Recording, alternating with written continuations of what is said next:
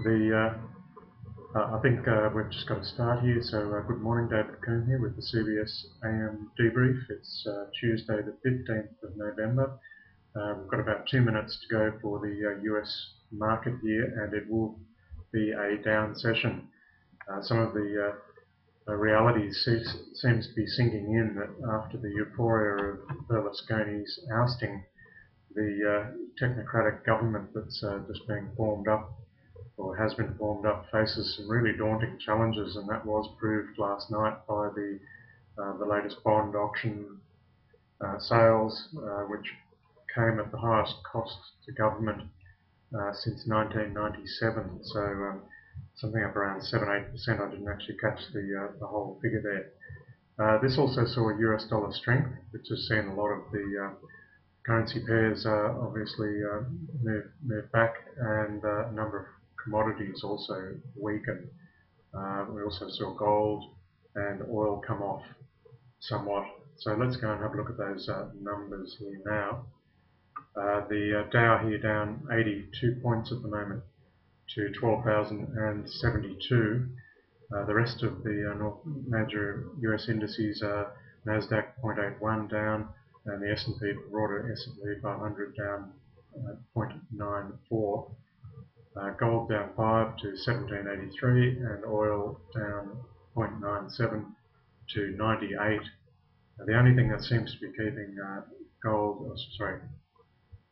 oil up here are some of these Middle Eastern concerns, because based on the economic outlook for what is the biggest trading bloc in the world, or biggest economy, the EU, shouldn't really have it up at these levels, to my mind at least.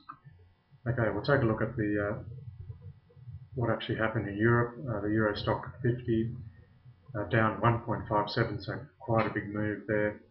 FTSE down 0.5%, and the DAX a bit under 1.2. In our region, we'll take a look at what the futures are suggesting at this point.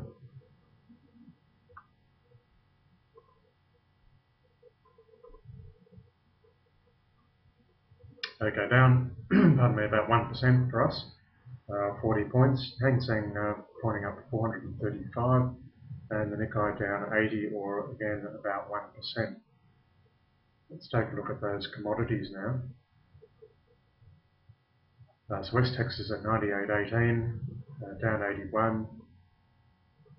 In terms of what's actually been moving up in the commodity space, we've got cocoa and canola. Soybean up 0.23, rough rice even, and soybean oil up just under 0.5%. The rest of the space was to the downside, with coffee down probably the most of all, 1.33, wheat down 1.20, sugar down 1%, and oats down 0.75%, being the major movers there. Copper up 2.4, so interesting little bucking of the trend there. Gold, as mentioned earlier, 17.82 down $5.30, and that takes us through to our currency pairs. As we can see, anything with the euro in front tended to move. US dollar tended to move up, in the green. The Aussie losing about 80 pips here to 101.96. The yen at 77.1240, and the pound buying just 1.5910 US dollars, and the euro buying 1.3638. Okay, let's move on now and have a look at the economic calendar. Now this week is kind of known as inflation week, because there is a heck of a lot of inflation data out. We have our RBA minutes released for the month of November at 11:30. That'll give us further guidance on the direction of the thinking of the RBA. Then we've got GDP numbers out from Germany. We're expecting for third quarter around a 2.5 print there. Then we've got CPI out of the UK. Eurozone GDP, PPI out of the United States, inflation report out of the UK, and then CPI out of the United States, and then rounding out the week with CPI data out of Canada. So a whole lot of inflation data out this week, and that will yes, give us some inkling as to how some of these stimulus packages are starting to flow through into inflation figures. Okay, I'm just going to bring up the Falcon Trader here.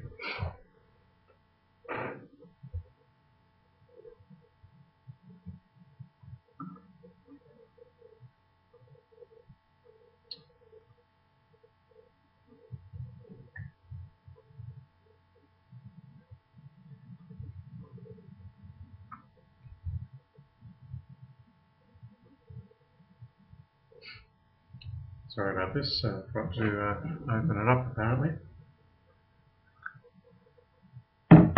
Which has just occurred to me, any of you who are using or have opened up the Falcon Trader will notice that it looks not just somewhat different, but considerably different, and that is because version 2.5 has now been released, and that will download automatically. You don't actually have any choice in the matter, and when you first open it up, it is far more graphical rather than textural based, if that's the right word.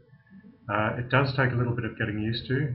We are conducting a webinar on this evening, and that's something that we will be able to make available to clients at a later date if they're not able to catch the one this evening.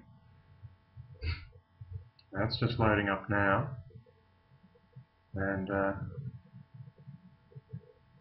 didn't actually want to make this an impromptu run through, but maybe I will just very quickly touch on it, and we might leave the debrief there. Basically, you've now got three major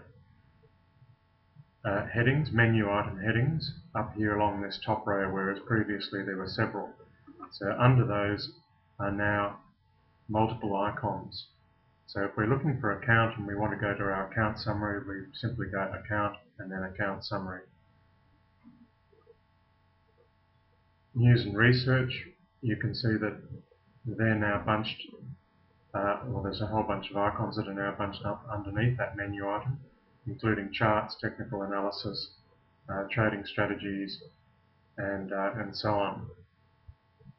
And then just moving back to trading, this is where we would actually go in to place a trade. So we can bring up our old trade modules under each product category, Forex, CFDs, and so on.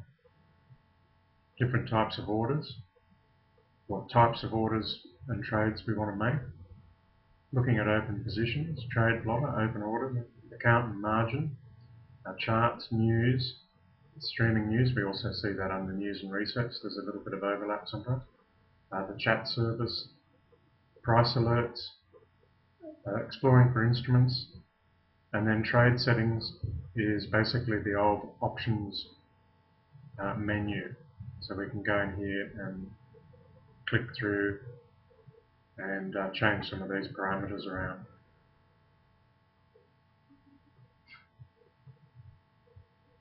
Okay, so as I said, don't want to turn this into a de facto run through on the latest version of Falcon Trader. If you do have any questions, please feel free to call us on the desk, 8267 9000, and we're only too happy to talk you through.